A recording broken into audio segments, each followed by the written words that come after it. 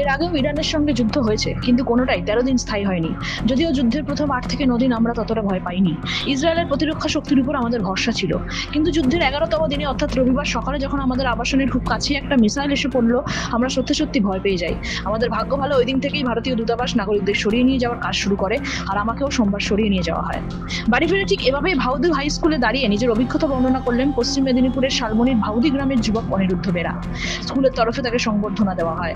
ভাউদি high school থেকে মাধ্যমিকে 90% পেয়ে পাশ করেন অনিরুদ্ধ। 2022 সালের নভেম্বর থেকে তেল আবিব বিশ্ববিদ্যালয়ে ক্যান্সার বায়োফিজিক্স নিয়ে গবেষণা করছেন। ভয়াবহ যুদ্ধ পরিস্থিতির মধ্যেই ভারত সরকারের তৎপরতায় অপারেশন সিন্ধুতে তিনি দেশে ফিরেছেন। দিল্লি বিমানবন্দর থেকে কলকাতা হয়ে নিজের বাড়ি ফেরেন। ছেলে বাড়ি ফিরে এসেছে, তাতে বাবা মাও খুশি। যুদ্ধ হওয়ার কথা ছিল, আমরা যেদিন ওটা জানতে পারি তখন প্রায় রাত্রি 2টোর মতো।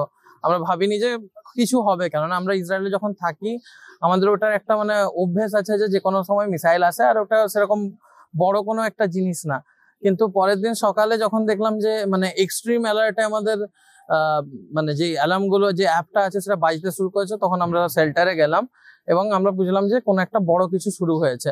তো এর আগেও ইরান একবার অ্যাটাক করেছিল, কিন্তু সেটা বাস 2 ঘন্টার ছিল। আমরা ভাবলাম যে এটা 2 ঘন্টায় বোধহয় শেষ হয়ে যাবে, কিন্তু পরবর্তী সময়ে এটা একটা প্রায় 13 দিনের লম্বা যুদ্ধ হলো। তো এই 13 দিনের লম্বা যুদ্ধে মানে প্রথম 9 দিন 10 দিন আমাদের কারোরই কিছু সেরকম মনে হয়নি, কেননা ওটা একটা মানে আমরা জানি যে ইসরায়েল খুব অত্যন্ত প্রোটেক্টেড একটা জায়গা, মানে ওদের এয়ার ডিফেন্স থেকে শুরু করে ওদের মিলিটারি সমস্ত কিছুই খুবই উন্নত। কিন্তু যেটা আমরা 9 দিনের পরে দেখলাম, তখন আমরা দেখলাম যে কিছু কিছু মিসাইল যেগুলো আকাশে ইন্টারসেপ্ট হয়, মানে হাওয়ায় থাকাকালীন কোনো মিসাইলকে নিষ্ক্রিয় করে দেওয়া, সেটার একটু হলেও অ্যামাউন্টটা কমতে থাকলো। যখন ওই অ্যামাউন্টটা কমলো আমরা তখন ভাবলাম যে এবারে এটা একটু খারাপ দিকে যাচ্ছে। তো ওই খারাপ যে অবস্থাটা তখনও খুব একটা শুরু হয়নি। তারপরে আমাদের যে শেল্টার রুমে আমাদের বহুত বন্ধু হয় বিভিন্ন দেশ থেকে, এবং তাদেরও আমরা মানে মানে চিন্তাধারার সঙ্গে পরিচয় হলো যে তারা কি ভাবছে। তারাও ওই একই কথাই ভাবছিল যে হ্যাঁ, এটা তো কোনোদিনও দেখিনি। এবং আমরা যে লোকাল ইসরায়েলি তাদের সঙ্গেও কথা বলেছি, তারাও বললো যে 15 বছর হলো এরকম যুদ্ধ আমরা কোনোদিনও দেখিনি, যাতে ইসরায়েলি এয়ার স্পেস বন্ধ হয়েছে এতদিনের জন্য। তো তার পরবর্তী সময়েও মানে হালকা দুশ্চিন্তা বাড়িতে শুরু হলো, কেননা আমরা ওখানে থেকে থেকে অভ্যস্ত, তো আমাদের জন্য ওটা বড় কিছু ছিল না।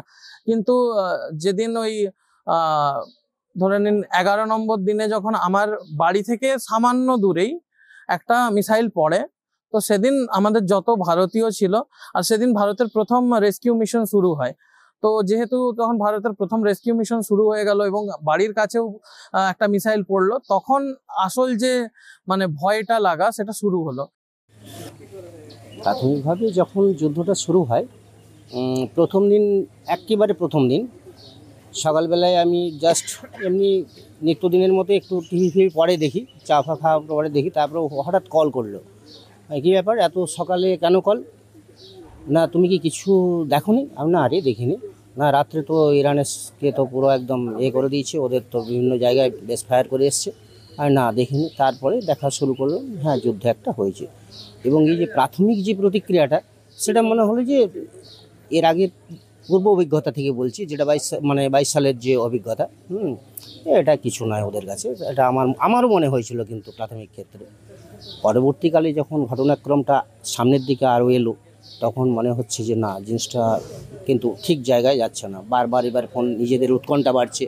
আর বাড়িতে আমরা দুজনেই থাকি, যেহেতু ওর মা এবং আমিই থাকি, সুতরাং একটা তো দুশ্চিন্তা।